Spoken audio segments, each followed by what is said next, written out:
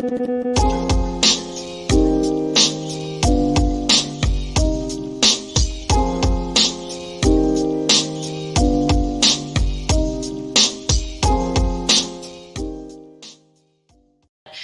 really would love to know what your plan is to help lower the cost of living.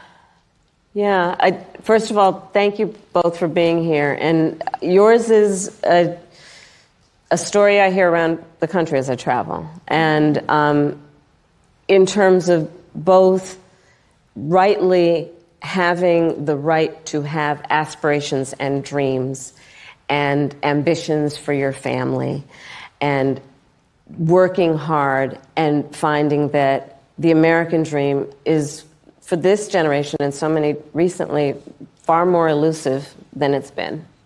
And we need to deal with that. We can do all of this and more, but patriotic New Yorkers must get your asses out to vote. Gotta get up. Gotta get up. Harry, get up, Harry. Harry, get your fat ass out of the couch. You're gonna vote for Trump today, Harry. Get up, Harry. Come on, let's go. Let's go, Harry. Oh, I must say, it is not me that he's watching. That is a totally New York thing. I figured it was. Yeah, I mean, don't blame me for that. I mean, that's a New York thing. But the other thing, this chick never answers the question. You could ask her what time it is. What time is it right now, Kamala? There's dreams and aspirations of middle-class children who need front lawns, who want to aspire to demonstrate. I mean, this chick couldn't answer a question in a million years. We believe in clocks.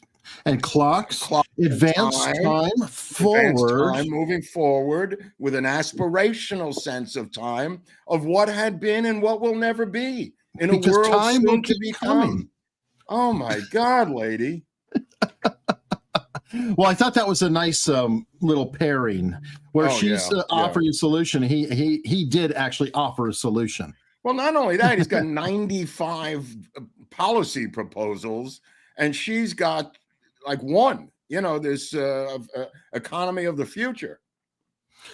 Yep, and everybody who's noticing the cap, people have been requesting that I wear a skull shirt. I think it's Heen or Pew Pew. I don't know which, but they kind of talk about it. So I figured, okay, we will. I will wear the skeleton shirt and show off. This is the America's Untold Stories finally made trucker cap. Yeah, that's what I've got. Yeah, look at that. What a coincidence, Hunley. You can find the merch. I got a new pager also, which is great. It's working really well. With the pager, you get a free T-shirt, which is kind of nice. And this is the T-shirt sent to me from Tel Aviv. Which is a nice tribute to the pager. I mean, you got to give it to them. You get a pager, you get a free shirt. What do you get with the walkie-talkie? I'm not sure. It's in the mail. I haven't gotten the walkie-talkie yet, so don't jinx it, Hunley. Okay. I mean, they've got quite the collection, and then somebody did a parody about goats. Yeah, the goat thing. Let me tell you something. The full story on the pager and the walkie-talkie is brilliant. I don't know if you read the full details of the creation of the pagers. If you haven't, and maybe the audience doesn't know, so I'll just tell the story. I'll just tell you the story. Right? What's that? They created a front company and sold. Right. Yeah, they created a front company. They built them from scratch. They sent out salespeople to find one contract, which was for 3,000 terrorists who were buying this one product and sold it to them. So there wouldn't be any danger of civilians. Unlike Sent Younger, who believes that toaster ovens are going to blow up across the country now. Cenk Younger, whatever his name is, who says that we can't trust any products now because the Israelis have ruined the commercial product market. No, Cenk. It turns out they created a fictitious company just to build these particular pagers and also the walkie-talkies with another company. And only had one client in mind, and I think they fronted it in Germany or some other country to make sure it wasn't in Tel Aviv. And they went out and sold these to one company, 3,000 of them. And what is your mailing address again? Box 289, Gaza, Palestine, 074-326. Okay, well, we're working on it right now. We should have them ready by the end of the month, Abdul. Oh, by the way, what about the thing with Abdul?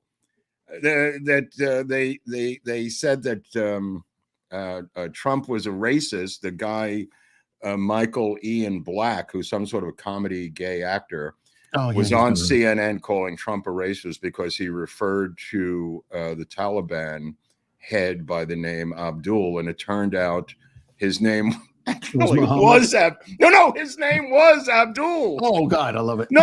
So CNN, this is so brilliant. His name was Abdul with some long two names afterwards. Right. So Trump referred to him as Abdul. And this woke gay comic on CNN said that clearly this was racist. He was just referring to him as a Muslim name. And then CNN had found out it was Abdul, so they apologized. 8 hours later, they took down the apology, CNN, and went back to Trump being a racist because of Abdul. Oh, of course. I mean, come on, you can only go so far. I don't know if you saw it. I can't share it earlier, but like Charlie Kirk is going around with Vivek, and good on them, to the campuses on colleges or whatever. And they're in Pennsylvania right now. Right on. And this female walks up there and she's asking questions, and she's just casually, she's got kind of a crop top on, and she's just casually pulling down her top to flash the camera, probably to get his channel taken down. Because if weird was to appear, so either she's an OnlyFans girl, and that's another thing that went down, or she was doing this on the slide to get Charlie Kirk's channel taken out, which is kind of some dirty stuff. You could see her hand just shifting, this little casual. Well, not unlike Ryan Liz's girlfriend, who apparently had some sort of relationship with RFK Jr. She's now been suspended from New York Magazine. She was one who vehemently protested against women sexualizing the job of investigative reporter by sleeping with their subjects a number of years ago, and was called a journo slut by some older woman who was an editor, and some other nasty names like 3 years ago. I think she then married Ryan Lizza. She's now been suspended by New York Magazine for having a relationship with a really pure driven guy, RFK Jr. Olivia Newsy. Newsy married Lizza. I mean, this is the strangest combo of names, Newsy and Lizza. She's a chick from Jersey. So I wouldn't put it past her at all, but she's been a defender of female journalists for a number of years, saying it's a slur, to say that they sleep with their subjects. And apparently New York Magazine agrees with her. Except when they don't sleep with, Mark, they sext with. Sexting, sleeping, I don't know what the difference is, but I think he's back on the ballot in Wisconsin now, RFK Jr. And thousands of ballots have been mailed out, thousands of votes, his name on the ballot, because he waited until 57 days to pull the plug. He couldn't have done it before that, and now people are actually in one of the tightest races in the country, Wisconsin. Thousands of votes will now be wasted on RFK Jr. Yeah. Now, on that front, because they like to talk about their sizes of the rallies. Laura Loomer posted this earlier. I don't know if you saw it, but Kamala Harris downgrades venue for a Georgia event twice. Oh, I see. Due to low attendance. Right. So she went from a stadium to an auditorium, right, to a ballroom. To a bar room is going to be next, and then it's going to be the back of the bar room where she's going to be laying on top of the pool table. That being said, the Uniondale rally that Trump had at the Nassau Coliseum may have had 75,000 people there, inside and out combined, because they have TV screens outside, and the amount of people outside was more than the people inside. Now, the Nassau Coliseum, as people know who are from that region, I saw my first concert there as a kid. Many people did. The first one I ever saw was Leon Russell at the Nassau Coliseum. I got fired from Walbaum's deli department because I went to that concert, and I told the boss, fire me because I'm going. And then I wrote my first rock review for my school paper was a show that I saw at that Nassau Coliseum, which is really old. Because, I mean, I saw that That was 1972 or 3. I saw Leon Russell there, and then a lot of dead shows later on and stuff like that. I think the Ducks or the Islanders played there for many years until before they moved into the city. Now that spawned off, apparently, was it the explosives? Yes, no, maybe so. That's a weird story because their excuses saying, "Oh, it's all BS," but it might have been the guy who was doing bomb training with his dog. Yeah, I read that. I don't know what that meant. That was one of those crazy spin-off stories that comes out of nowhere when these events occur. I don't know what that was about. He's training his own bomb-sniffing dog who got a false positive, according to initial reports. Which is just weird. I mean, yeah, it's just weird. They're all weird. I mean, the shootout on Summit Boulevard in front of Mar-a-Lago was the initial report for the assassin. Where did that come from? I mean, nobody bothers to follow up on where that story came from. It makes me wonder because then you have the Tucson event. This thing is the weirdest story of the month. I don't care what anybody says. That over 20 people were injured sitting behind Trump, all in their eyes. A couple of them are still blind. They've gone to the hospital with eye burns, Eric, in your native Tucson. You want to explain this to me? What do you think it is? Some nerve agent or what? I don't know if it's a full-blown nerve agent. It could be any kind of a concoction that they put together that can cause irritation of the eyes. You mean like? I mean, this woman's still blind, Eric. Yeah, I know. What I'm saying is, and what bothers me about all this is, it's very sickly brilliant in the sense of you hate him having rallies. You can't get him to stop having rallies. You try shooting him at rallies. So what's next? Oh, start harming people at the rallies. I agree. So they're scared to go to rallies. That's literally the whole point of this. Now, I don't know, what kind of chemical concoction it is. It could be some sort of a homemade CS that causes or a pepper spray kind of thing. Sure, I don't know. How is this dispensed? I mean, he was in front of them at the rally. I mean, this is after the rally, after he's gone. I mean, I don't understand the timing of this story. Yeah, I don't know how they got it there, or what they even did, but. It says somebody sprayed mace under the stands. That's possible. It's possible, but he's also there a few feet away. Behind him, if there's any kind of a breeze. Right. I mean, his bulletproof glass is now in front of him. I don't think he's in a box like Eichmann. No. But I mean, if they were behind him, depending on wind direction and things like that, and odds are there might have been some sort of fan coming on him. It's Arizona. It's hot. Yeah. So, or they might even have misters going. That could be a trick too. You put it into the water of the mister. That could work. Yeah. Interesting, Hunley. Interesting.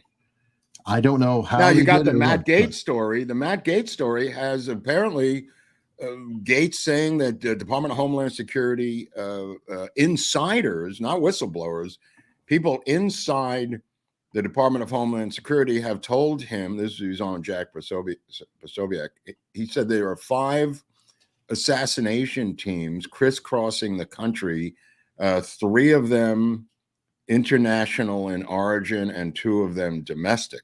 So they're all not connected. It's every man for himself at this point. Maybe there's such a huge bounty on Trump's head that it's a monetary thing.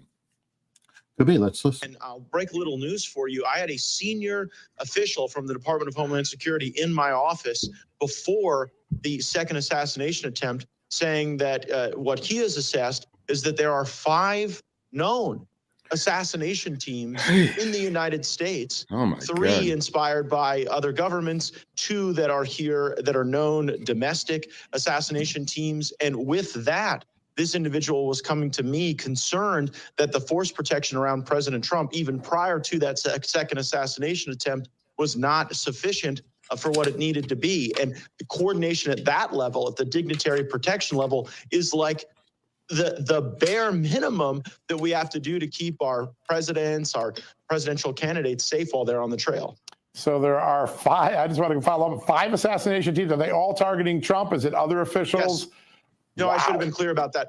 5 teams that we know are targeting Trump. And so that raises real questions about why certain teams were being pulled off of the Trump detail and put on, for example, the Jill Biden detail. Now, we don't want anything bad to happen to Jill Biden, but at the same because time, who's going to run the country at this point? For her was I mean, substantially. I was shocked. By the way, did you see that cabinet meeting? Yeah. I cannot believe this is happening. As brazenly as it is, she's, for people at home who didn't know Edith Wilson. For people at home who didn't know what was going on, he being Joe Biden, if that is really his real name, was holding his first cabinet meeting in 11 months. Why she was there, I don't know why she was there, but he then turns over the meeting to her to run the government of the United States. He gives an introduction, says, okay, honey, take it away. And then Jill Biden, whose name and signature is on the notes, the embossed folder has Joe Biden with the presidential seal and her, Jill Biden, as if they are president and vice president, Eric. You know what I mean? Like, in other words, Harris's name has been replaced by Jill Biden. I think that this is the system they've created where she's out on the campaign trail running for president, and she is becoming the vice president. Well, she kind of, I mean, that's why he ran for re-election and everything else too. It's insider-wise, they were saying, Jill Biden, I think it was Larry Elder, but anyway, Jill Biden found that she liked being first lady. Yeah. And she also there is no legality for this. Mm-mm. These are confirmed people in that cabinet. There are military secrets being discussed here with necessary security clearances. Agree. I mean, you might as well have his son running it. She's merely related to him by marriage. Well, his son was in there, giving advice about the re-election. But what I'm saying is they have no legal authority. You can't just bring in your relatives to run the country. There's no legality to it, Eric.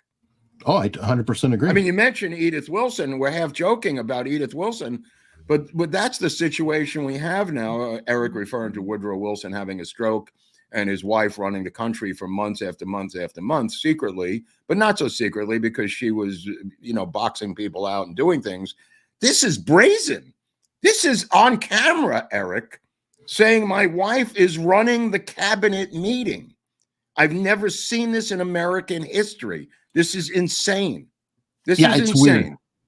It is weird, but I can't think of another instance that something like it happened, but not exactly. And that was with Hillary, because she was leading that whole health thing, Hillary's health. Right. And I think she ran some meetings, but it appears that he brought her in because he said, she's here to talk about this particular incident, blah, blah, blah. But then I guess she just never left the meeting. Right. It wasn't like, we're going to open the meeting with, guest remarks here. And then, I take over. It appears she just, kept going. Well, now his son is the head of the DEA, I think. Hunter Biden has been named DEA head. And Beau Biden could be the director of military afterlife procedures. Well, at least Hunter. And his brother, why don't you bring his brother in as Secretary of Commerce? Why not? I mean, when they say crime family, they're not exaggerating. Totally. Wow. Totally agree. Wow. All right. Well, before we get too deep into things, we have a sponsor today. Okay. And this is an interesting sponsor, but have you ever wondered what happened to the legendary Chuck Norris? Recently saw a video he made and I was shocked. This guy is in his 80s, still kicking butt and working out and staying active. What? What's even more shocking is that he's stronger, can work out longer, and even has plenty of energy left for his grandkids. He did this just by making one change. He says he still feels like he's in his 50s. His wife even started doing this one thing too, and she's never felt better. She says she feels 10 years younger, her body looks leaner, and she has energy every day. Chuck made a special video that explains everything. Make sure you watch it by going to chuckdefense.com/untold or by clicking on the link that's in the description below. It will change the way you think about your health. Once again, that's chuckdefense.com/untold and click on the link in the description below to watch a video now. You won't believe how simple it is. Just a reminder, the legendary Chuck Norris is a whopping 84 years old. Damn. And yet has more energy than me. Yeah, no kidding. He discovered he could create dramatic changes to his health simply by focusing on 3 things that sabotage our body as we age. Watch his method by clicking the link in the description box below, chuckdefense.com/untold. You see it on the screen as well. Okay. Inside story about Chuck Norris you might find amusing. Right. When I was, I don't know, like somewhere between 10 and 12 years old, I went into official Chuck Norris karate training. Is it like he had a chain of schools or something? Yeah, or? yeah. He had his own program. I think I got to be like a yellow belt or whatever the first level in, and then just kind of drifted off, did other things. Okay, but does he still have that or no? That was an old thing he did. I don't know. I didn't really follow it in the future. He probably does. I mean, the guy is a legend. It was contemporary with Bruce Lee. I mean, think about that for a second. He was tight with Bruce Lee, who's been dead since the early 70s. He's still around and kicking. So is another student of Bruce Lee, who's Kareem Abdul-Jabbar. That's true. Yeah. Oh God, Enter the Dragon, such a good movie. Right. So is Airplane. To put it that way. But you know who may need this training, this special training, from where I understand he is in Brooklyn, is P. Diddy. Now, P. Diddy may need some sort of help. And I'm reaching out to the P. Diddy fans because I remember my first inkling of Puff Daddy was in 1991, Hunter College. I remember this. I was living in Manhattan, and Hunter College, he had a celebrity basketball game, oversold the tickets. The doors were chained, locked, and the people stampeded themselves to death. I think like 8 people were killed and quite a few injured, somewhere around that range. And I said, this guy's going places. And that was not, no, I mean, I swear to God, because he got off and I went, oh my God, this guy's like a cat with 9 lives. He was one of these up and coming promoters. He was just a hip hop promoter. But hip hop was just beginnings. I mean, this was 91, Eric. And then he went on from there to become Puff Daddy, P. Diddy, P. Diddy, P. Well, whatever. He changes his name every freaking because they're after him. That's why he changes his name, because they're onto him. Well, you know what? They're a little late being onto him. Here he is talking about the parties that were described. Yeah. We need alcohols. Right. Yeah. Alcohols. That's right. Right. Not just one alcohol. Alcohols. Right. Just different blend. You need the ladies, you need the booze. You need some water. You said water? Plants? Yeah. No, I don't know if guys have noticed this. Like a lot of ladies drink water at parties. They just, so you have, if you don't have what they need, they're gonna leave. Right. Got to keep them there. Right. You need locks on the doors. Okay, this is sounding kind of dangerous now. It's a little kinky, but rock with me. But just check it out. You need a lot of heat. A lot of heat. Yeah. Heat. You mean that physically the place has to be hot? You don't have no air conditioning. No air conditioning. No. Why is that? Heat affects the alcohol, and it also affects everybody gets a little bit more comfortable and loose. Builds up a nice little sweat. That just sounds disgusting. What are you talking about? Depends on the way you look at it. People start getting it gets kind of sexy. Is that what you're saying? Yeah, you sexy. Wow, P. Diddy. Okay, so dig this, man. I mean, the guy put up $50 million, put up his mansion in Miami, his collateral, and they are trying to Epstein this guy because he has a lot of names and a lot of information and video of people who have come to his parties over the past 15 plus years. This is why they raided all his homes, Eric, over a month ago, not looking for drugs like, with Al Capone or something, but for video. This is a common thing now with the FBI and the forces of the deep state. The judge, his lawyer said, look, he put up $50 million in bail. This should be enough. This is not murder, Your Honor. Whatever the charges are, Diddy has paid out in civil cases before.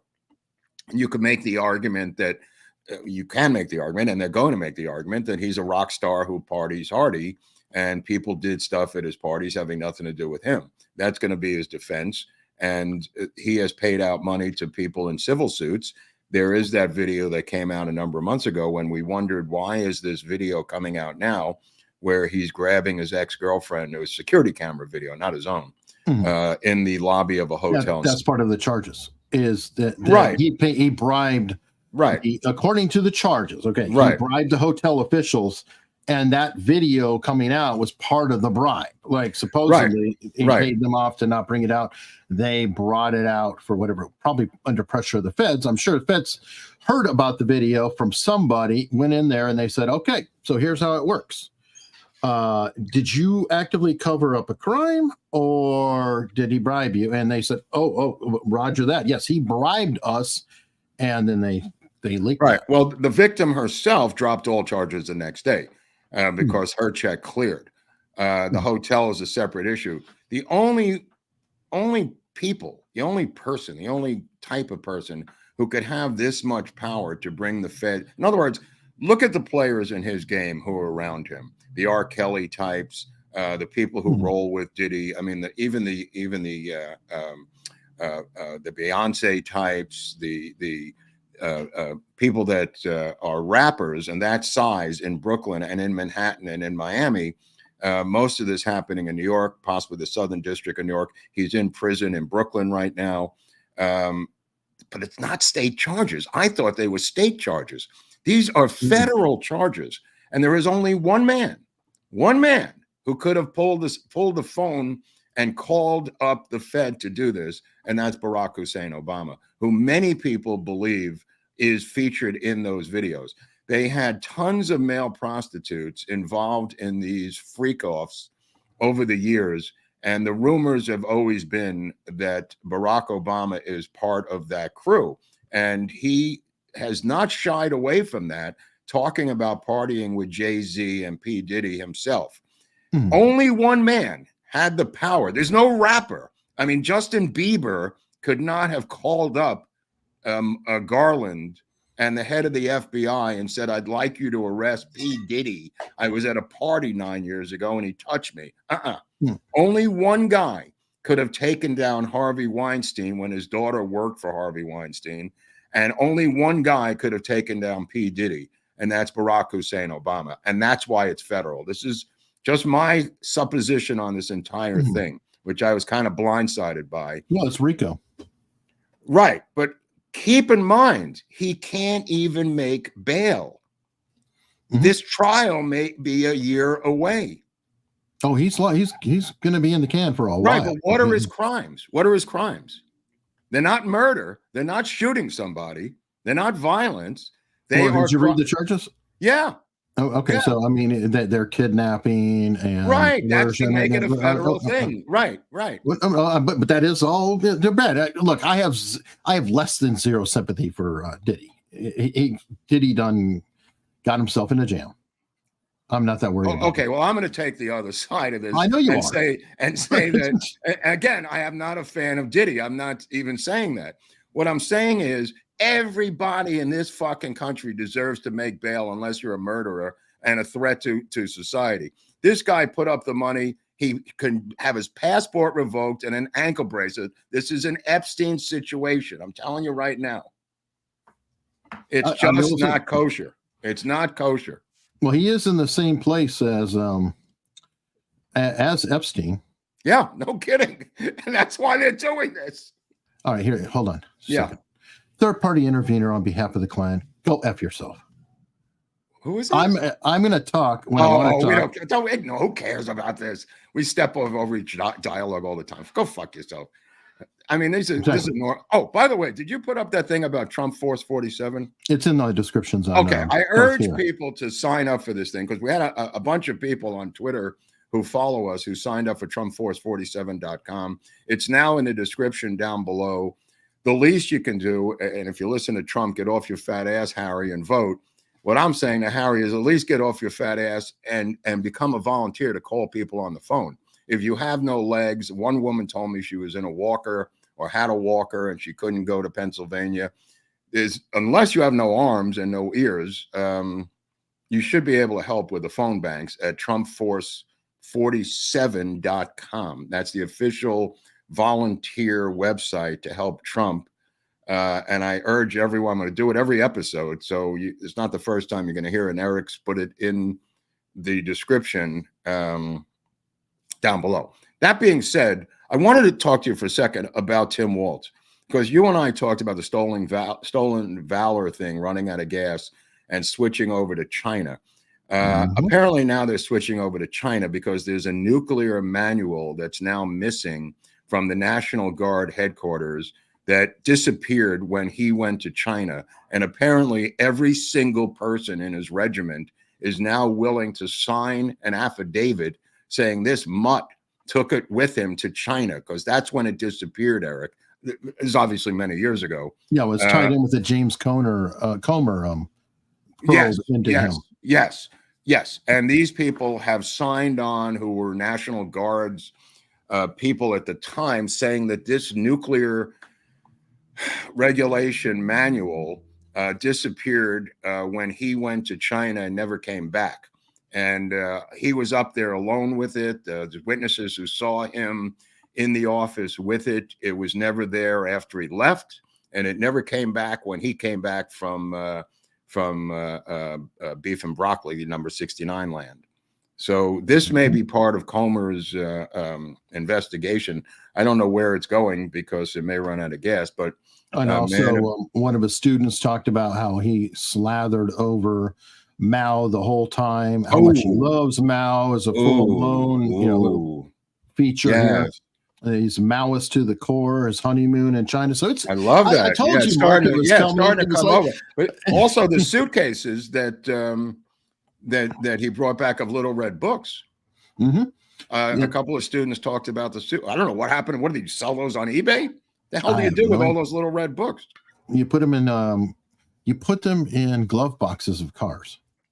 Oh, I see what you're saying. You know, Sue Kim, who is the CIA connection for our most recent assassin, I invited her onto the show, Eric, via Twitter. Oh, good.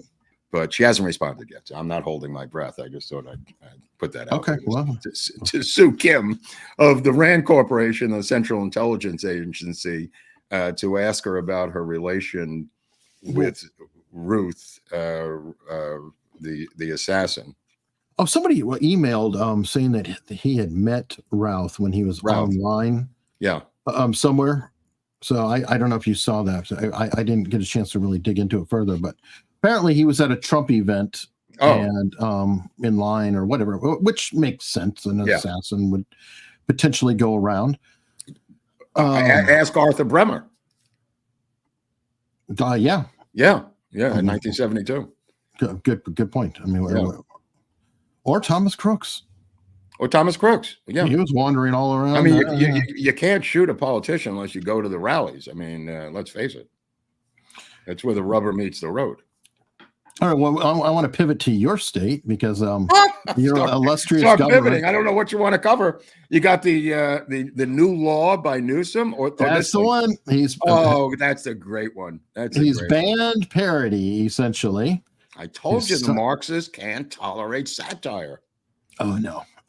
But it's great. It's still giving some nice material. And in the spirit of things, I want to share the Babylon Bee, who's on the case. It's a good one. This is a good one. They put together a proper campaign ad for Gavin Newsom, Governor of California. This is a message for the people of America, given in my authentically recorded non-AI voice. Thanks to my leadership over the last several years, California has become a world leader in extremist left-wing governance. My policies were so effective that almost 1 million people are now fleeing the state every year.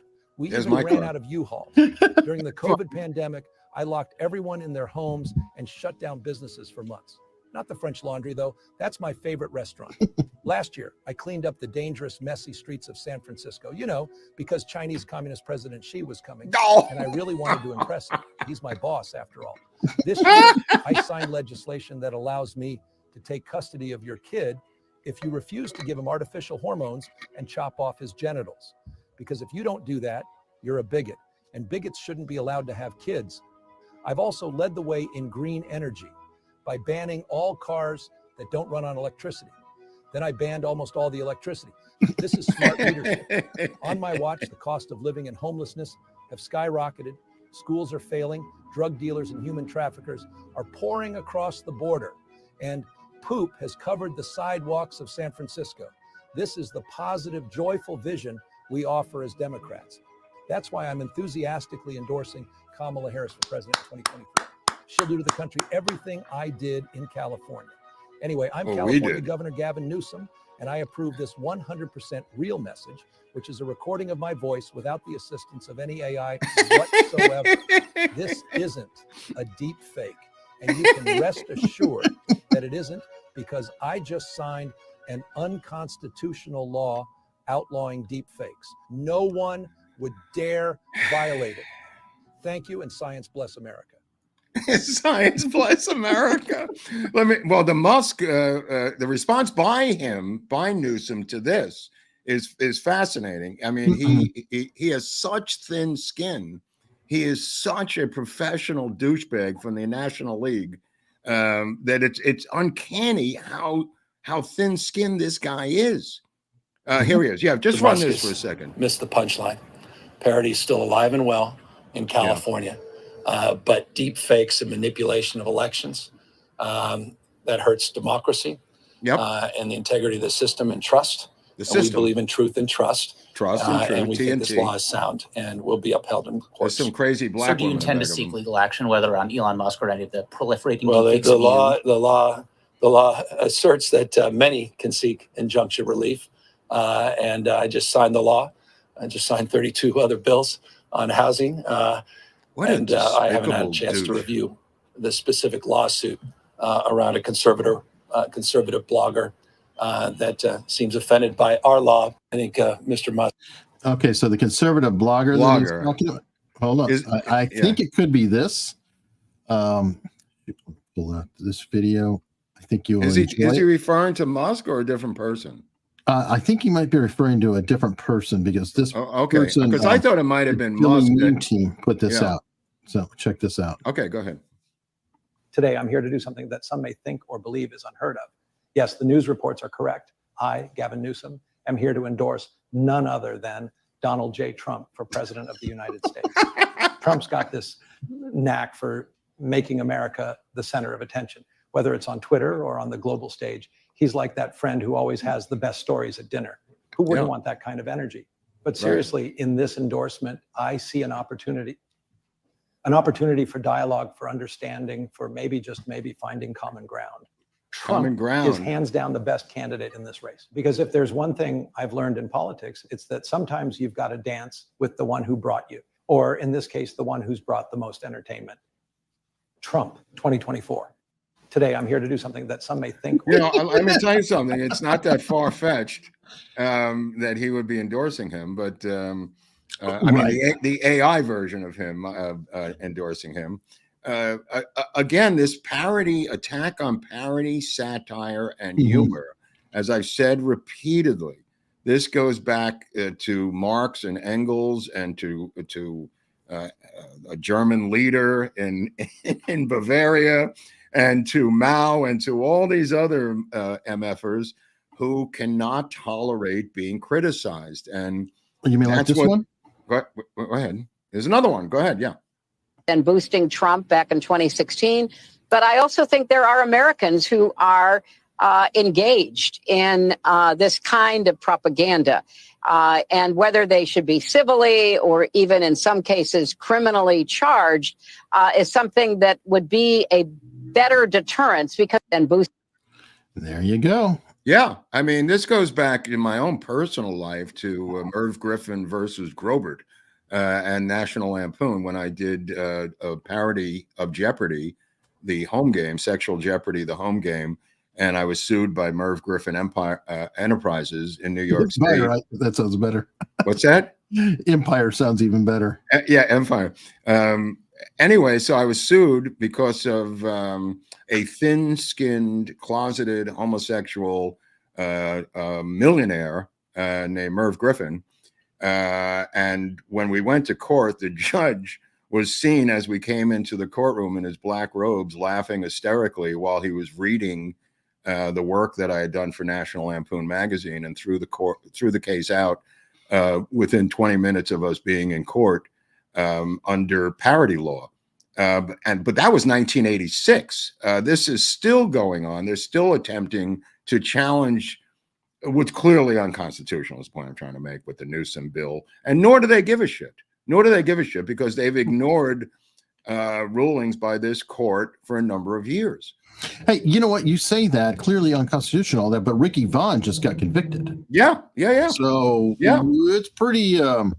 It's some pretty scary time. And they'll run it out. Well, and then they get knocked down, and they just do it again. I don't mean the court itself, but I mean clearly to me it's unconstitutional, as was indicated by my parody, my satire of Merv Griffin's business. That being said, you've got missing nuclear manuals, you've got Diddy going to jail, and you've got an owner.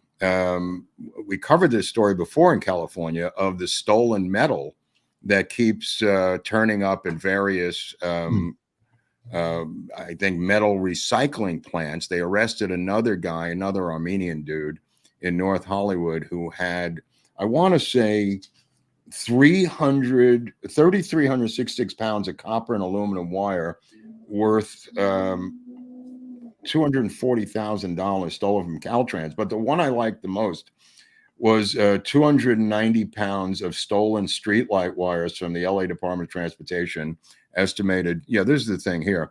That's the Sun Valley recycling one. But they also found, and this is the Commercial Crime Division's Metal Theft Unit, which I think should be a show on Fox called MTU, Special Victims Unit. Metal Theft Unit went undercover, obviously disguised as lampposts, to go to this warehouse and recycling plant, where they found the actual 256-pound bronze plaque of the city of Burbank, which had an estimated value of $10,000 by itself. The actual plaque of the city that they stole and sold to this guy, Bedros Peter Zamakochian, the owner of Tuxford Recycling. He was arrested by the Special Metal Unit, undercover metal unit, which I just find totally Hollywood, just totally LA, that they have a special unit just for stolen metal. Well, what did I tell you all the way back when this started? What? Go to the people who were buying it. Oh, yeah. I mean, well, they had to entrap them. They had to go undercover. It took a while to set up the unit, special training. You just think they're just going to roll up there. No. Either way, you still needed to do it. So, did you see the guy who is Ron Rowe, the special, the new Secret Service head, at the press conference, the two press conferences, and the FBI guy who was his sidekick out of Miami? He had a sidekick, and I didn't know who the sidekick was until somebody pointed it out, that it's Steve Veltri. And Steve Veltri is the head of the FBI out of Miami. He's the short guy with the What's that? The one who hates Trump so much. Not just hates Trump. They had to scrub his social profile to get promoted. Yeah, that was 2 years ago. He's like Peter Strzok at a place, essentially. Yeah. He was the guy now working with Ron Rowe out of Miami. How this guy is in Miami is terrifying right away. But that's the dynamic duo working on solving the protection problems of the president. Yep. Well, while we're speaking of painful events, I suffered through this. So everybody else shall have to. What is this? This is the cast of Hamilton. Oh, my God.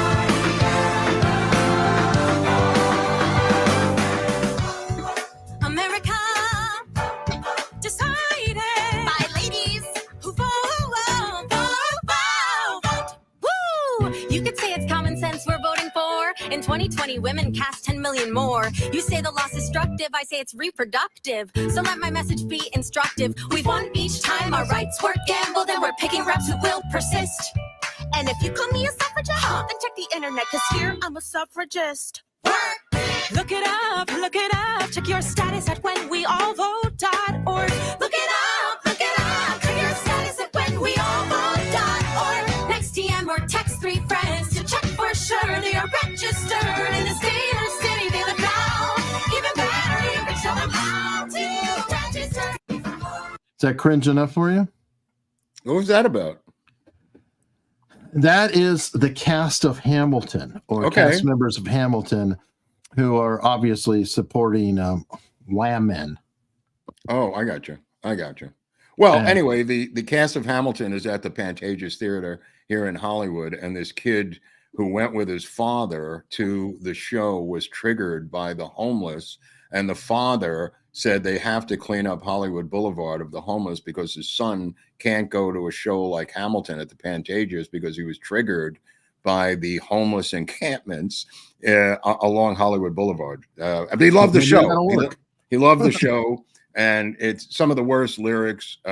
George Hamilton, not to be confused with Alexander Hamilton, told me the show was so bad that he fell asleep and he woke up during the intermission and they were asking him how he liked it and he ran for the hills.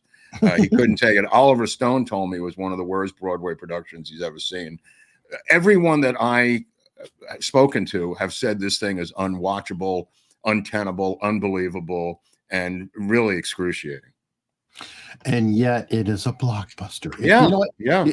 What this reminds me of is the typical award-winning thing where everybody is forced to watch it. Yeah. And if they don't say that they love it, they're a bigot.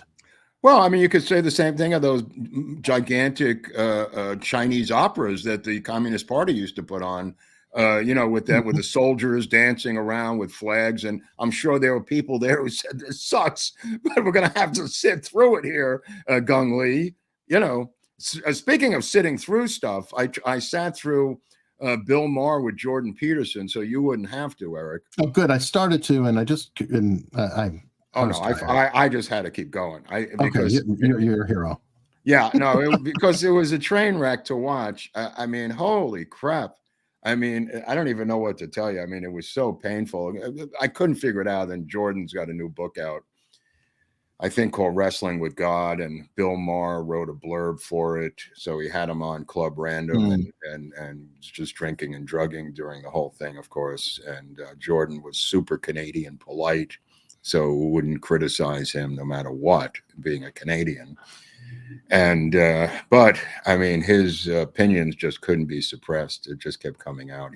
At one point he wrote a book against religion, Bill Maher, back Ridiculousness, I think it was, and he did a documentary about it.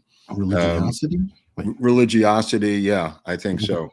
And he was talking about the fact, Jordan talked about the fact that a couple of years ago, he asked dozens and dozens of Democratic liberal politicians privately behind the scenes the same question.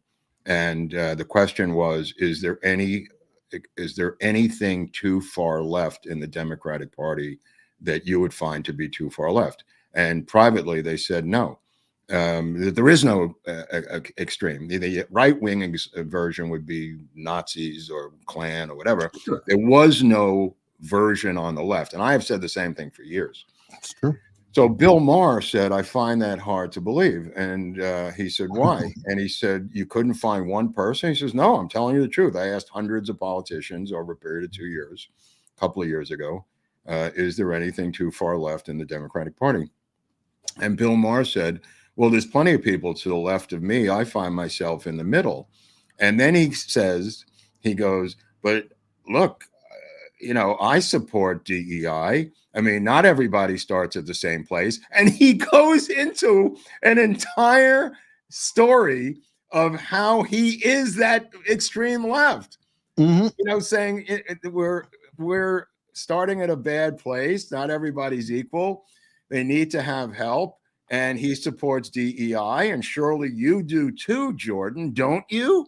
Not even realizing what he was saying. It's the best part of the interview, or the talk. I don't know if it was an interview, but Bill Maher is like that every other week. It's like he sort of makes sense, and he's sort of on track, and then he's an idiot, then he's on track, and he's an idiot. It's just like, well, his defense of equity showed you his true colors, because he was high. While he was saying it about diversity, equity, and inclusion. He wasn't just reading it off a teleprompter. This was what he believed. And he also believes that he's in the middle of the party politically in the spectrum, because there is no extreme far left. That was the whole point Jordan was making, that the people all the way on the fringe think they're in the middle. Yeah, and here he was saying it. Well, that's that crazy ass Overton window aspect. Yeah. So absolutely, for sure. Okay, I don't know if you saw this story, but it's kind of an embarrassment. The NFL fam, this woman went to a Cardinals game, and she had a black MAGA hat. They forced her to throw it away. She was not allowed to wear a MAGA hat into the game. In the state of Missouri? No. Oh, Arizona. Cardinals, Arizona, yeah. Arizona. Okay, I'm sorry. Wow, yeah, she had to. Insane. Yeah, she had to throw the hat out, and then the team has said, "Oh, we're sorry. We apologize. That they mistook the rules. They shouldn't have done that." Well, they didn't throw any Joe Biden hats, did they? Force anybody? Well, supposedly in the rules they have no signs that are political, blah blah blah blah. But a hat? That's where? And I don't know if I saw a picture of it too. It was even subtle. It wasn't even a red MAGA hat. It was like black, and it said MAGA, and it looked like it was almost embroidered or something. Well, I think Delta Airlines has those rules too for their employees, and they're covered with pro-Palestinian BLM pins all over their Delta Airlines uniform. So I don't know. It depends who's enforcing these regulations, I think. True. But in the theme of football, I saw this earlier, and I did think it was kind of funny. Right. It's asking an interesting question about, is football gay? Starts to come and then he pulls out. You have to like when there's a guy coming right in your face and he just sits in there and delivers it. Guys coming down his face. Feeling is the Cowboys probably coming right down their throats. Tyrell Williams. He beats. Needed 2 thrusts to get it in. Signs has been coming all night long, but then he pulls out, and it's just hard. It's been a while since he's seen a hole that big. That's funny. Put 5 inches on him, but somebody's going to get that gobbler at the end of this game too. Receiver coach has been blown away by Crabtree's hands and his ability to suck in these balls. That's hysterical. That was so perfect. Perfect. Wow. Anyway. Wow. But that's for the football season. I guess it's been going on for a couple of weeks, but I wanted to, throw something out there for. Wow. It's that time. Well, I'm still in the baseball season, and my personal rule is I don't watch football till after the World Series, and most of my friends know that, so I don't really take the bait. But last night, one of the greatest games in the history of baseball happened in Miami at a stadium that I went to with Viva and Mrs. Viva and Viva Jr. Last year. Not that Viva paid attention, but Mrs. Viva is now has a PhD in baseball after sitting with me for 2.5 hours. He ran off with wanders around everywhere. He went off with Junior Viva, putting out broadcasts in the bathroom or something. But Mrs. Viva, who I have to credit her, has one of the most curious minds in America, just grilled me about baseball for 2 hours, which I was more than happy to talk to her about. But last night in that same stadium, Ohtani, who has now broken a record, he has 50 stolen bases, 50 home runs, and there's still a week or 2 left in the season. So he may end up with 60. But the record is a new record of 50 stolen bases and 50 homers, a 50-50 club. And they won the game 20-3. It was insane. He went 6 for 6, had 3 homers, a double, 2 singles, 10 RBIs. It was one of the most insane performances by a hitter I've ever seen, but ended up with 52 homers just last night alone. So wait, he's the 50-50 club, and he's the only guy in it? He's the only guy in it, and the 50-50 is not over because the season's not even over. The 50-50 was the record, but I think there's still 9 games left in the season where he'll definitely add on to that. He may end up with another 5 or 10 homers for the end of the season. But he defeated a guy who had the previous record on the Dodgers, which was Sean Green, who had 49 homers and surpassed Sean Green, who was a fan favorite of mine because Sean Green used to wear this when he was out in the field. And this is the, of course, famous Dodger yarmulke that we don't wear anymore because they've done away with Jewish Heritage Night at Dodger Stadium. So they're quite relieved that this famous Jewish Dodger, Sean Green, has now had his record usurped by a Jap, and I don't mean Jewish American princess. That being said, Ohtani may be the greatest baseball player in the history of the game. And I'll just add this. To help the team, his contract is so enormous that he decided to take $2 million a year in cash and defer $80 trillion, which is his contract. Well, the city of LA is not happy about that, and they're suing the Dodgers to get the tax money on the full contract, which is one of the reasons that Ohtani did it. And you talk about bringing in tourism and bringing in money to the city. They don't give a shit. They need that tax money, and they don't care who's sitting on it. So they're suing the Dodgers to get the tax on the money that's not even paid out yet, is where I was going with this thing. Wow. Yeah. Well, I mean, good on him. He's having better luck with the game than gambling, that's for sure. Yeah, I don't know if it was him, but yeah, he is a pleasure to watch. That's must-see TV. And I may have to go back to Arizona for the playoffs at some point. If we end up with Arizona, which is not far-fetched, I'll tell you that much. Is Arizona a good team? Or? Yeah, Arizona, San Diego, and the Dodgers will all end up in the postseason, and they're all in the same division. And I mean, I don't want to really go to Dodger Stadium because of the reasons I just mentioned. So I've been going to other stadiums to see them play. One of them in Phoenix and other places where they play. Fair enough. And I went to Anaheim 2 weeks ago to see them play there, and but Anaheim's in the American League. All right, and you sent me this. I've seen this, but it kind of goes with the thumbnail. Our girl. This. Oh man, explain this, Eric. I mean, my heart breaks for this community. You know, there were where the night before and had to be evacuated. That's right, baby. Children. Children. That's right. A whole community put in fear. By dogs. And I'll say a couple things about it. One, you know, I learned a long time ago in my career, having a background as a prosecutor. It's prostituting. When you have these positions, when you have that kind of microphone in front of you, you really ought to understand at a very deep level how much your words have meaning. Look what's in her hand. I learned at a very young stage of my career. Right, not to hold a mic this close to my mouth. The meaning of my words could impact whether somebody was free or in prison. It's just nonsense. I don't even know what she's talking about, but there is a video, not unlike the football one, where she is doing stuff with the microphone and her mouth being open. That also done by a woman blogger that's hysterical.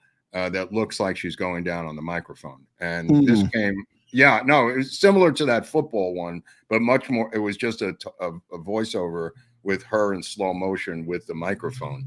But she needs a less phallic microphone. And my electoral position here, I would advise her to get something looking a little less phallic. Sure. I'm just waiting for a sentence to make sense. Oh yeah. I've had people look at this who believe, some sort of experts, there's a combination of weed, whites, and wine. And she's willing to do that before these shows. I don't know what was going on with the Black Caucus. I don't know what was going on Oprah yesterday with her sit down with Oprah. I think she's just getting high before these events out of just nervousness and knowing that she doesn't have anything on a teleprompter, that she's just got to wing it, Eric. Yeah. I mean, she's clearly high. She's clearly slurring her words in that one. Definitely. Now, here's a guy who can talk, and he's picked up his new gig, it appears. Oh, interesting. Vivek will have a Fox Nation series called Truth. Yeah. Well, he's also going around with Charlie Kirk. So Charlie Kirk, was on the campus, and right next to him was Vivek sitting there, and there was like 3,000 people who showed up, which is pretty damn good. Well, did you see where our guest went? Larry Elder went directly to do a live show with Tucker Carlson and RFK Jr. Yeah. I mean he went right from America's Untold Stories studios in Canton, Ohio, directly to this Tucker event. I was like, holy crap, he was just on the show 2 seconds ago. Yeah, talking about elevation. No. Yeah. Wow. Wow. That was impressive. I said to Larry, I go, tell RFK to come on the show. Don't let him bullshit you, bro. Tell him. And I don't know if he did. That is funny. Well, we'll see. I'm not holding my breath for that. No, me neither. Okay, so I don't know if you saw this. This is going back to last weekend because the assassination attempt from last week. Inside this guy's house in Hawaii. Oh, the Hawaiian house. Okay, what's in there? This is not. I mean, it's slightly messy, but from my understanding, the real estate prices in Hawaii, he's doing all right here. Yeah. Oh, yeah. Well, he's got the house in Greensboro with the horse in it. I mean, he's got the other house too, Eric, where his daughter's living in, or his son. Dude, I don't have a house in Hawaii and a house in North Carolina. Okay. Right. And trying to sell eco homes or whatever the hell his company is. Sold one, supposedly. Yeah. He sold a whole company. He sold one home. I guess. Right. And he probably got a grant from the federal government to launch this nonprofit, and he probably has taken a salary of $36,000 or $40,000 a year. Nevertheless, not enough to pay for flights to the Ukraine and to Romania and to Hawaii to get his new clean clothes and his handmade signs that he makes at these rallies for the Ukrainian people. Again, somebody pointed out that there was a train derailment in New York State where a car was crushed and a person was killed, and they had literally 6 updates by NTSB over and over and over and over again, day after day after day after day, press conferences. Here we had the President of the United States, former President of the United States, guy running for President of the United States, almost killed by an assassin again. And we had one ad hoc press conference, and Crabtree, who covers this for Real Clear Politics, said that she wasn't even notified, that they're not notifying people of the press conferences. In other words, they're not notifying the press that they're having a press conference. Why would they do that? People might show up. I know. And she couldn't show up. She missed it because they didn't notify her. This is a woman who's working. she's covered the Secret Service for 15 years. No notification. Yeah. Wow. No, nothing to see here. And then what's his face? Blumenthal back in the news again. The leftist senator out of Connecticut, the stolen valor guy, saying Department of Homeland Security is stonewalling them on providing documents about the investigation and the assassinations. This is a guy who is speaking out more than the Republican equals on the other side. Which is shocking. Shocking. I mean, it really is a new low. It really is a new low. Yeah, I when I saw it was Blumenthal, I was like, wait, who? Right. He spoke out again yesterday. It's like Fetterman almost, where all of a sudden Fetterman, is good on something. It's the voice of reason. Yeah, it's like, and now we have Blumenthal. So I am very confused, admittedly. Wow. All right. I'm confused about what this is here. You sent it to me. Alaska man arrested for threatening 6 Supreme Court justices. Yeah, I don't even know. This is a breaking story. There's also a breaking story out of Alaska. We've rushed military troops up to 2 islands off the coast of Alaska because of war games being run by the Russians up there. So there's a collision going on in Alaska. This is happening in Alaska. I don't know what else is going on in Alaska, but something's happening in Alaska. And I thought maybe someone knows what's going on with this story. I don't know how you threaten to torture and kill them up in Alaska. Are they on tour? I don't know, and it's weird. They're 76. He's 76 years old. Yeah, this is a phony Is he story. just mouthing off? Of course he is. Of course he is. That's who they go after. And they're going after Elon Musk, the Secret Service. I saw that. Yeah, they're going after Elon Musk and the Mitt and Drid with everything going on with a lack of manpower. They have enough man or woman or DEI power to go after the most powerful man on the earth because he made a joke about the assassination of President Biden. Mm-hmm. And the SEC you don't think it's selective? Yeah, you don't think it's selective prosecution, Eric? Oh, of course it is. Of course it is. All right. I was talking about that campus tour that Charlie Kirk was on with with Vivek. Yeah. This is a neat exchange. It's just a minute and a half, but I enjoyed it. Okay. I believe this is a manifesto before the Constitution. I was just going to ask if you see the irony in your own propaganda in the Constitution on your brainwash tour. You mean writing a paragraph is propaganda? No, I also believe that having the explanations here because you don't believe the reader is smart enough to understand the language is kind of propaganda. Well, no. So do you know who that audience is for? For people who can't read it. Yeah, that's a constitution for third graders. Yeah. Why are you handing it out to college students? Well, because the constitutional literacy of college students is the constitutional literacy of third graders. I think that's false equivalency. Well, hold on. Let's test your knowledge. Don't open it up. Right. What is the 10th Amendment? Okay, let's get easier. What's the 4th Amendment? Isn't that the No Quartering Act? No, that's the 3rd Amendment. Third. Okay.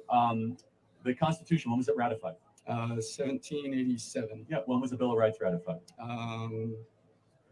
1789. 1791. How many articles are there in the U.S. Constitution? There's 8 articles. 7. What is Article 3 of the U.S. Constitution? I just want to ask. No, but I'm just saying, you came here guns a-blazing. Yeah. You do not know more than a third grader about the U.S. Constitution. Which is exactly what this is the most elementary. Do you think that it's important to have the backup knowledge here when you can read it and you can reference the points that you're trying to understand? But we have explainers there because there are a lot of people, unfortunately like you, that even go to college.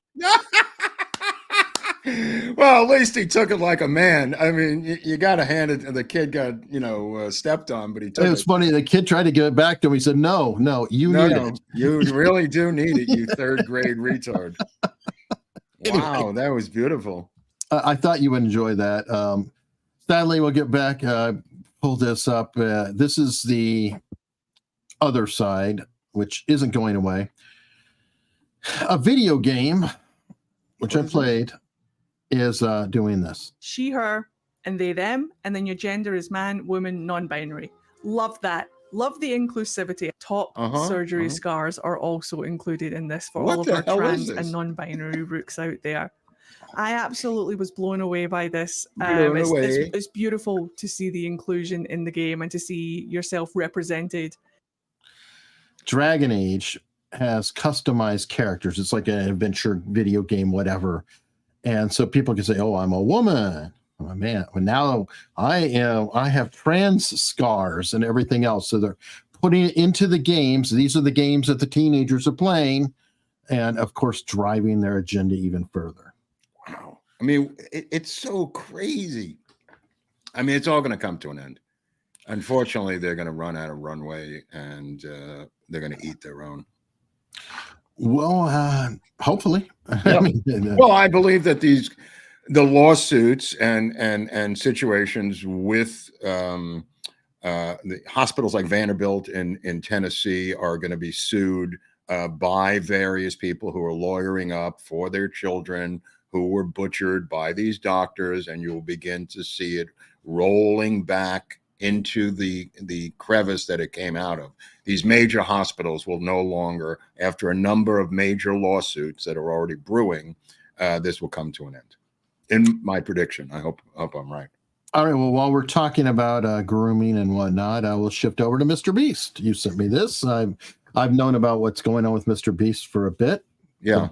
What are your thoughts? You sent that. No, I don't know what the deal is here with Mr. Beast. You know more about Mr. Beast than I do. Apparently, this is bad working conditions at his reality show. It's it's like you get black lung disease when you're working there, or he didn't let people have their food, didn't let them have feminine hygiene products, things of that sort. It was really some nasty working conditions. This is a interesting guy who is literally the largest creator on the planet. Right. And I mean, I'm not kidding when I say largest creator on the planet. He has like 220 some odd million subscribers on YouTube. Every one of his videos brings in bigger numbers than Super Bowls. So you think about that for a minute. What is the product itself, in your opinion? He's a game show. Yeah. Okay. Technically, he's putting a game show online, but his whole empire, I think, is starting to fall apart. It's a situation of a kid, and I call him a kid. I mean, he's like 24 years old now or something. I mean, he started when he was 14 or something. I think he was 14. 14, yeah. And he just, obsessively built this up, and he never learned, I think, social skills to go with his autistic nature of, shredding the algorithm, learning how to do this, and being Mr. YouTube in every way. Right. And I think you are seeing issues with the immaturity of him coming forward. You could say that about a lot of these Tim Pool types. Sure. Yeah. That they also had stunted emotional growth and had fame way too early. I'm not saying maybe him, but the type of person that is in that world that you're describing. I would actually say I'll give you a bigger name than that. Who? Elon Musk. Okay. All right. I mean, realistically, now, I mean, he's obviously matured over time, but still. I mean, he's a father, has children, and, he's got a lot of children by a lot of wives. I don't know. He's like up to 12 or something. The guy's trying to single-handedly create a town. Yeah. But, and he's very open about that. He is a big believer in populating the planet. By the way, Bill Maher didn't know what children and family were for, and Jordan Peterson had to explain the entire thing about family to him, what it was about. Which was just really interesting. Bill Maher is such a, like you had mentioned about his, being outed when he was high. But another thing is, it's like he stopped learning in 1998. Yeah, it's got stunted.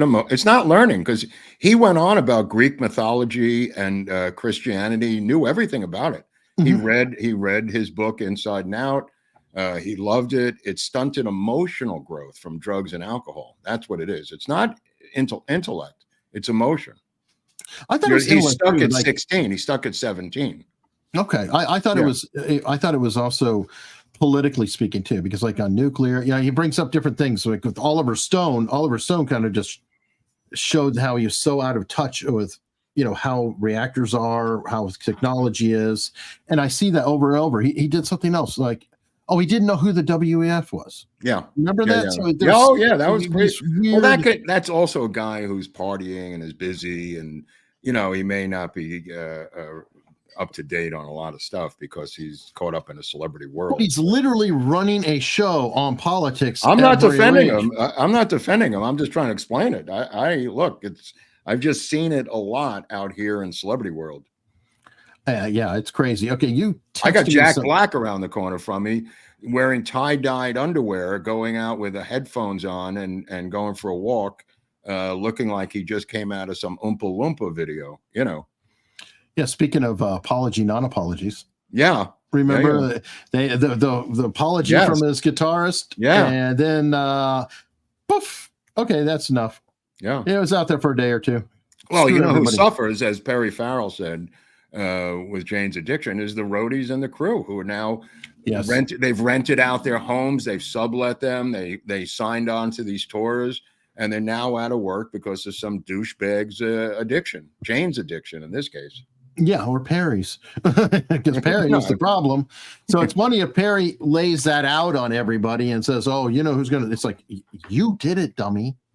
Yeah, no, but I mean, he issued an apology, but it's usually the road crews that suffer the most in these meltdowns of bands because they are economically stretched to the limit. Yeah, that's who suffers. I mean, Navarro's not going to suffer. Perry Farrell's not going to suffer. Kind of like when these celebrities like Barbara Streisand, they don't suffer 1 inch if it's President Biden or President Trump. Their lifestyle doesn't change 1 iota. And yet they're the ones who are screaming the loudest from the top of the castle, as if their lives are going to change. Their own help is not going to change. The people who work for them are not going to. Nothing about their lives are going to change regardless of who the president is. And yet they're the loudest screamers. They're the ones who say, I'm leaving the country, I'm doing this, I'm doing that. They never do. They never do. And they have the least amount of change in their lifestyles. Oh, yeah. From administration to administration is what I mean. Yeah, it's well, it's funny because the people who have the least concerns go crazier over them. Right. That's a typical. I think it's something called Sayer's Law, and it actually applies to like. Is that a thing? Really? Yeah, it's like applying to professors though, and it's saying that no fights are more vicious than academic fights. It's like a little minor difference. With such a small amount of change in terms of their lifestyle. Yeah. It's everything about their thing is theoretical. Well, you know what? Maybe they need to get a union. New York Times. Oh, this thing is unbelievable. These are just some of the demands. These are not all the demands because the demands are so long. We'll just put up the top 10 demands by the tech unions, bizarre demands. They want no scent, no smells in the break room. That's important. The 4-day work week. They want unlimited pet bereavement time. One of the greatest requests of all time. This is right out of the coal miner strikes of 1905. They're demanding unlimited pet bereavement, job stability for illegal aliens. They want job stability. I don't know if you have the list there. I sent you. Well, you just texted it, so I've got to find my way. Oh no! All right, don't worry about it. Let me just read it off my own thing that I just sang. Hold on, because this is so crazy, Eric. A lot of people having a lot of fun with this, as they should. I mean, because this is like the person who was protesting and saying that they needed the food delivered to them. It's the same mentality. Here are the top 6. A 4-day work week, job security for non-citizens. Just think about that sentence. Mm-hmm. Job security for non-citizens. Pet bereavement leave. Dead goldfish, dead parrot, dead dog, dead cat, dead rat. Unlimited sick leave. Oh, here it is. Okay, unlimited sick leave. Here's my favorite, though. Mandatory trigger warnings when discussing news events in the newsroom, written by the news, about the news, at the New York Times, a newspaper. They want mandatory. And how are you going to know? This is just my favorite one of all time. I mean, the scented products I've seen. The scented products is pretty good, though, too. Yeah, I've seen that in various places. And they're talking about, I guess, perfume or something, that the scent. But how do you issue a trigger warning saying the story we're working on here, please be alert. This is a newspaper, and there was a fill in the blank incident. Something happened. Something happened. News. Are you people going to be working on it? Oh, you're not. Okay. Well, we have to replace you then with other people who can work on this story because it's news at the newspaper. Because news. It's news. News is scary. Again, it's just the best one. It's just mandatory trigger warnings when discussing news events. Mandatory trigger warnings. What type of news events? Any news events? The Hindenburg disaster? A 9/11? Or Johnny is in the basement, mixed up a medicine and blew up a building? I don't understand the limits here. I don't know, but you know what? Maybe Kamala's getting trigger warnings because every time somebody wants to interview her, she's anxious and she's got to find a way to avoid such a thing happening. Well, she did the Oprah thing. That was hard. The Oprah thing was so creepy because they had everyone on Zoom. This is really funny because we were watching this morning here in my house.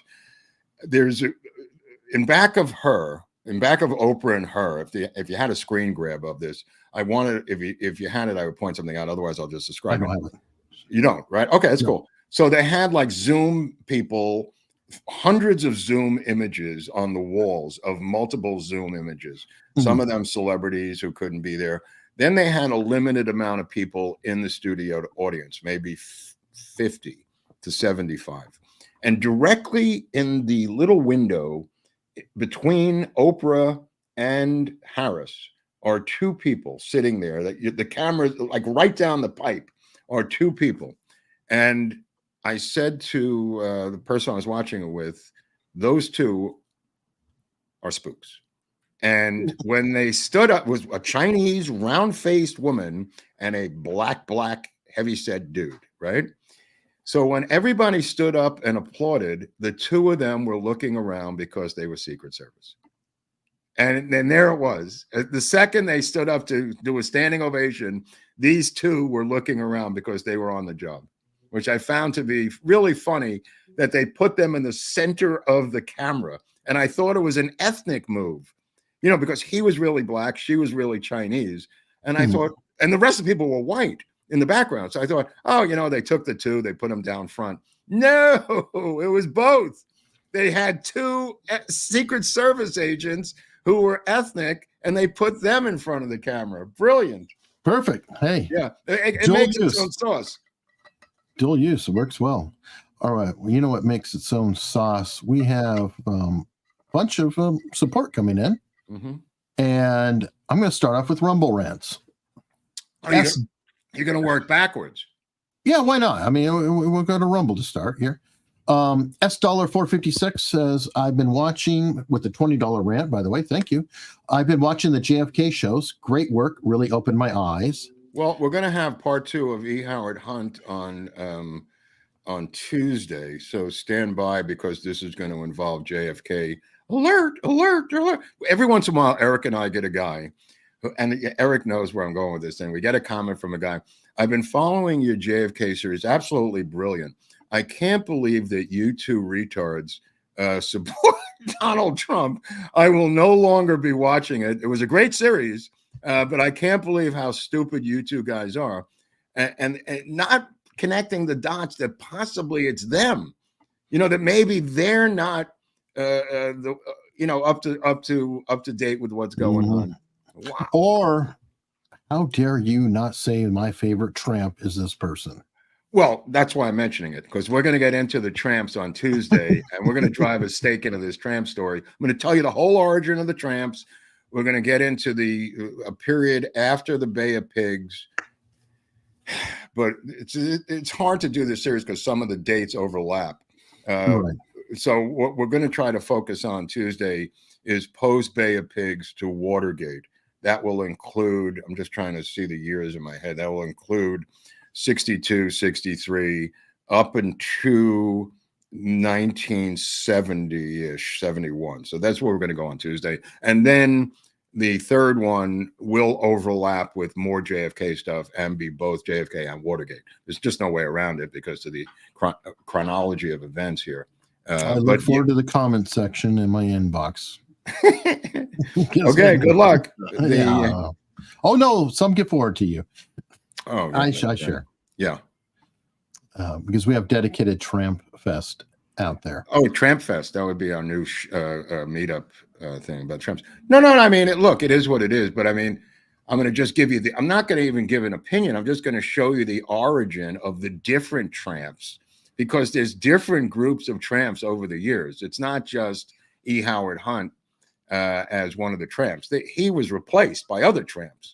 There's a long legacy. I mean, you got Charles Harrelson coming in as a tramp. So it's like the Blue Man Group. Right. Where they have traveling tramps. It's like Beatlemania.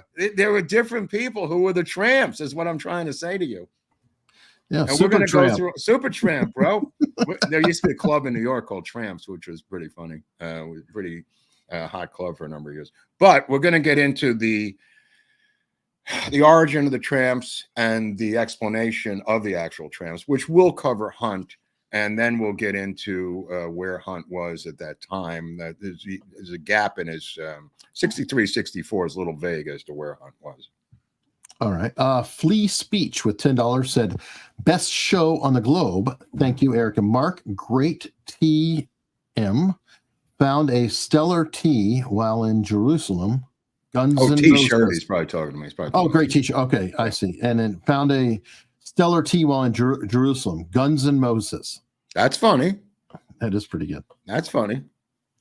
All right, so now we'll get to some super chats and memberships. Dick Dickerson's coming in hot. 20 AUS memberships. But he's not slowing down. Dick Dickerson gave 10 more. This is before the show. Break them up into 10s or something? Well, first one was 20. So it was 20, and now it's 10. So it's 30 memberships by Dick Dickerson. And that is a lot. Nicholas Bracco's a new member. Thank you. Pamela Clifton. Wow, did you see her face after that couple asked her a question? Happy Friday, guys. You know what's weird? Like, she was, first of all, she says, I'm glad you're here. Yeah, I'm glad you're here. Thank you for that question. I don't have an answer, obviously, on the face of the earth, but thank you. You'll be arrested immediately after the event. In fact, she looked like, if you look closely, she looked like the white version of Kamala Harris. Same exact hair, same exact facial features. That's true. Was the white version of her.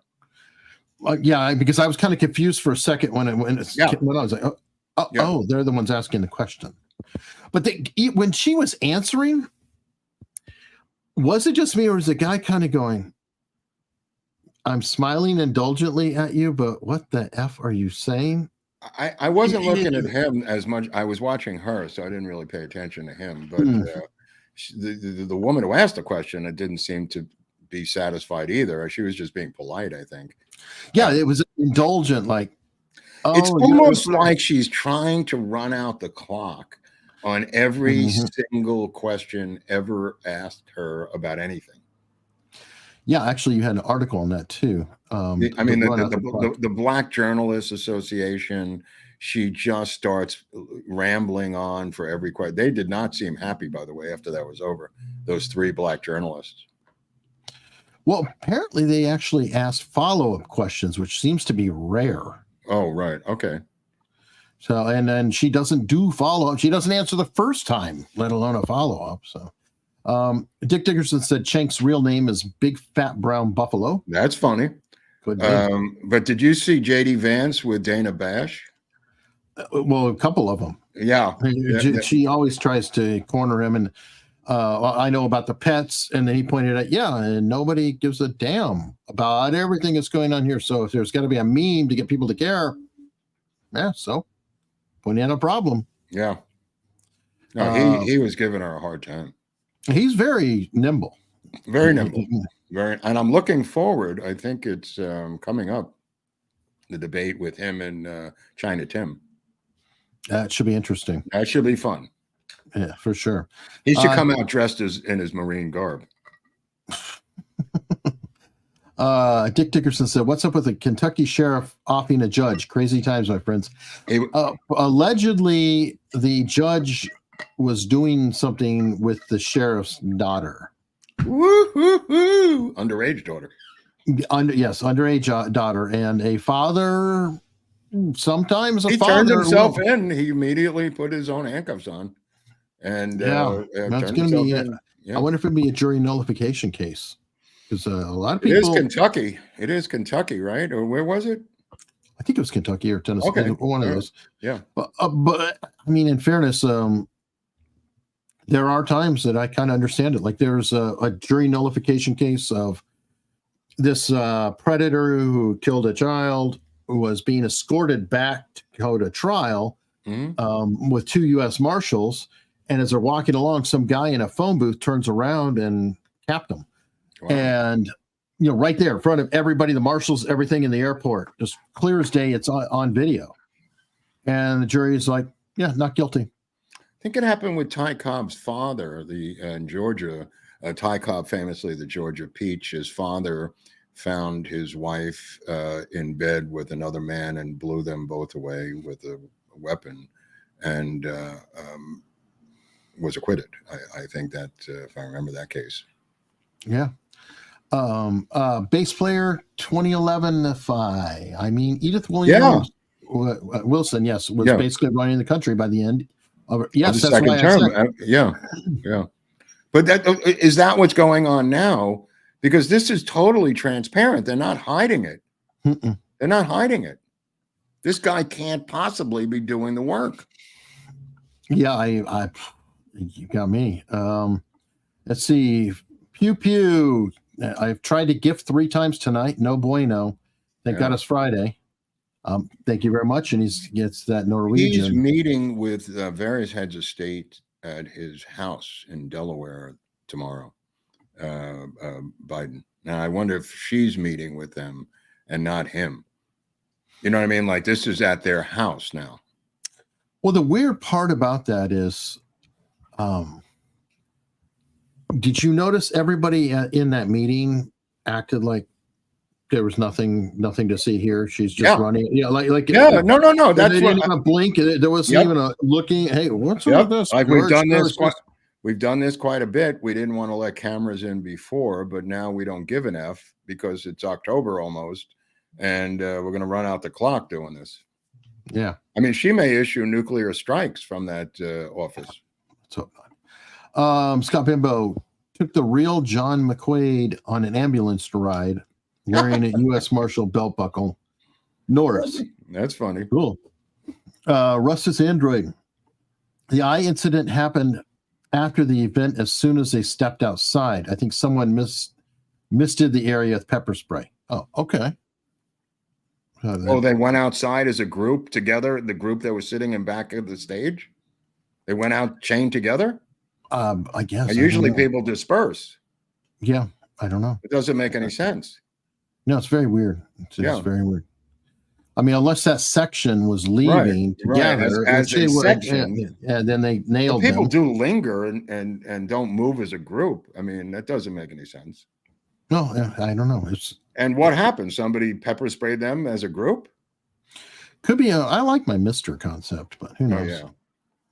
Yeah, it could be wrong. But K-Dog, Trump needs to make Chuck Norris head of the Department of Kick-Ass. Mm-hmm. Yeah. Kick-Ass is a very good movie, by the way. Yes, I like that one. I like the follow-up too. Kick-Ass 2? No, wait a minute. He also wrote the one. It's kind of like a quasi James Bond style movie where I can't remember the name, but Kick-Ass was a great movie. I enjoyed it. Jonathan Manson volunteered for Kerry Lake for Senate, told them they need Spanish ads. Night with the Border Patrol, emphasize voter issues, voter integrity. Anyone agree? Yeah, I can't believe if you don't have Spanish ads in Arizona, you're an idiot. I'm sorry. Well, what's his name? The other guy does, because I've been there and seen them. Of course he does. But Kerry Lake Gallego is Spanish, right? And she needs to have Spanish ads for sure. I mean, it's, people think that especially Mexicans are monolithic. They are not monolithic. There are a lot of multi-generational, Mexicans whose families have been here for 100, 200 years. Some of them have been here before Arizona was, became a territory or was taken from Mexico. They go all the way back. And there are a lot of Mexicans that I grew up with in Arizona. They don't speak Spanish. Well, if you have limited ad buys, what do you do, though? I mean, you got to make an executive decision. You can't just double. You just can't double every single ad and have it in both languages. No, you have targeted ads for them. I'm saying ads specifically for Mexicans. Like they're taking your shit. I got an idea. Subtitles. Subtitles help some, but anyway, I don't know. Charlie Two Hands. Trump definitely needs to surround himself with his own private security. I'm so sick of hearing how much of a threat he is to democracy. I'm assuming threat. It's a threat. Well, again, democracy is not the word that you think it is. They redefine their own words. Democracy is just them, can be redefined as them being in power as a definition. They don't mean the college description of democracy when they say it. Okay, I got a rumble rant here from Karen Toff. Karen Tov. Yeah, Karantov. That's a different one. Check out Poso's profile on X. He just broke a story on a Dem sending illegal ballots in PA. Who? Poso, Jack Poso. Posobiec? Posobiec, yeah. Yeah. Bill Gomez. I bet P. Diddy has a video of Kamala, and that's why this is a problem now. There are videos of him with Kamala. Yeah, but I think this is Obama stuff, and I think it's he famously hired thousands of gay male prostitutes, gay males. I mean, I don't know about prostitutes, but gay males. Well, again, they were many hired. But I'm saying he hired them to be at his parties. And a couple of them have come out and spoken about the parties themselves. If that's involved Obama, then there's a problem here. Oh, for sure. And there's rumors of it. I mean, yeah, there's been rumors for years about it. His being an Epstein is not that outlandish, and a lot of these homosexual encounters at his parties are rap stars and very machismo oriented hip hop. Right, but they don't have the, I agree with you, but who has the power to call up the federal government? A rap star is not going to do that because they got their own baggage, Eric. But a guy who used to be the president might. Yeah, but then the problem is that this could potentially come out with him. So, it's a dangerous if he does game. Nothing and it does come out, that's a dangerous game. I think they went in to get that stuff originally. I think they went in. Maybe they didn't find it. Well, if he has half a brain, he'd have copies of it all over the place. A few dead man switches. Yep. Big Fish. That's why he's got to be Epstein. Yeah. Big Fish said, keep up the good old work. Thank you. Charlie Two Hands. Yeah. Puff Daddy probably has a video of Kamala pegging him. Don't know. Rustus Android.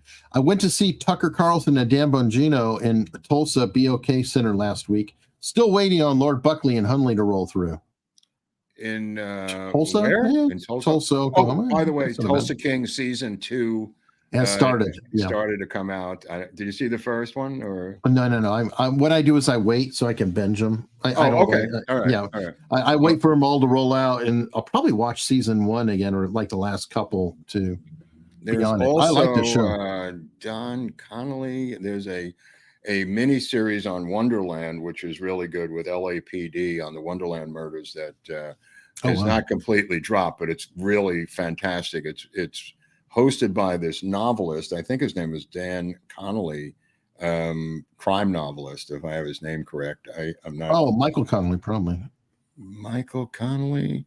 He's got like a silver goatee, kind of. Does a lot of LA murder stuff? Or yeah, he does Bosch.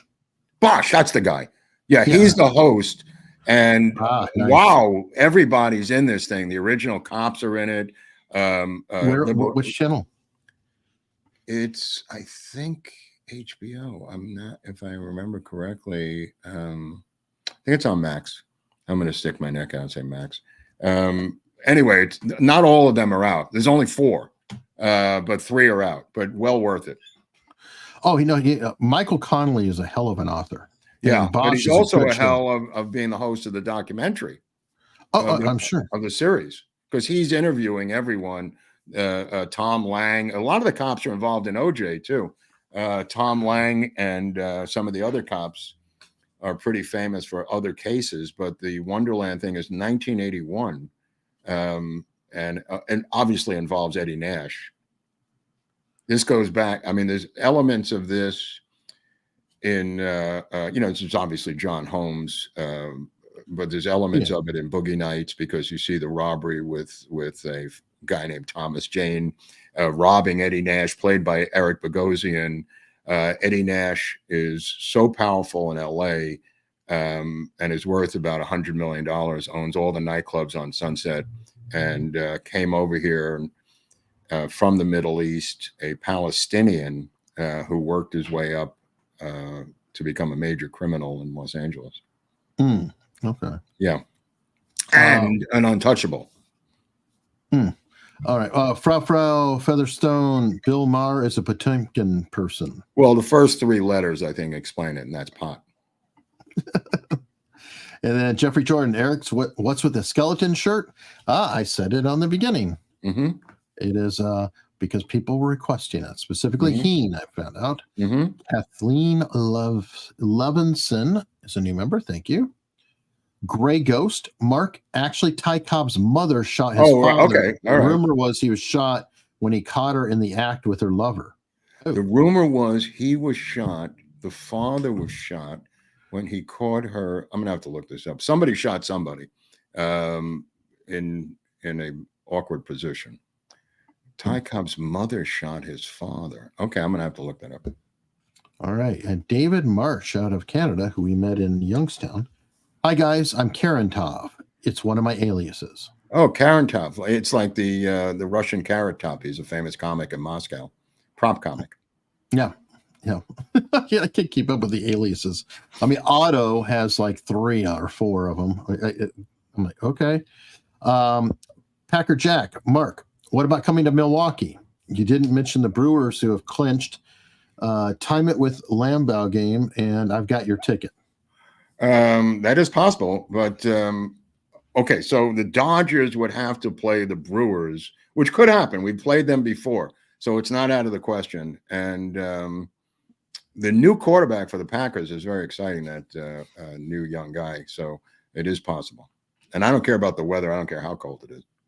Although the Milwaukee thing is indoors, right? Is the Brewers stadium? No, I think is a dome. Don't know. But what I do know is I think we're going to be heading over to locals following Oswald over there. And before we do, and everybody, you can follow us over there for free, or better yet, support and get the Oswald material, different books. Like I uploaded the Routh book there. The Routh book. It's a book of the month club. His book is the book of the month. And every assassin should have a book. Every potential presidential assassin should have their own book, self-published on Amazon. Okay, my favorite. I just want to know that there's this Sanchez woman who is Mrs. Jeff Bezos. Yes. I have a thing about chicks or guys. It doesn't matter who it is, who try to get into the book world by writing children's books. I think it's a cheap way to get involved in the book world. They write it. They're a celebrity and they write a children's book. It's an oldest celebrity. So she came out with a children's book. So she shows up on Fox News, local news here, with her new children's book, right? And I went, oh my God, there it is again. Well, the next day, the author of the children's book that she plagiarized came out and said she stole my entire children's book. So it's a new low for children's book authors. She plagiarized a children's book. Lauren Sanchez. Wow. Yeah, the wealthiest woman on the planet, just by her connection to Jeff Bezos, had to have a children's book, and she had to plagiarize it because she misses being on camera and going on a book tour and having cameras on her as a former newscaster for Fox, which is where she came from. Woo. Yeah. I forgot about that story. All right, we'll continue to discuss that and other events in locals. I hope you consider following us there. There's a link in the description below, unstructured.locals.com. Please consider supporting the sponsor and checking out a video. Just go to the site, watch the video. It helps a lot, and it helps keep us going because we get in trouble all the time. And volunteer for Trump Force 47. It's the least you can do to save your country, you fat bastards. You don't even have to get off the couch. You could just sit on your couch and do something, you fat. That's right, Harry. Harry, you're all Harry. Come on, Harry. Get off the couch, Harry, and sign up for Trump Force 47. Let's go. It sounds like Space Force, which he did start. So he did.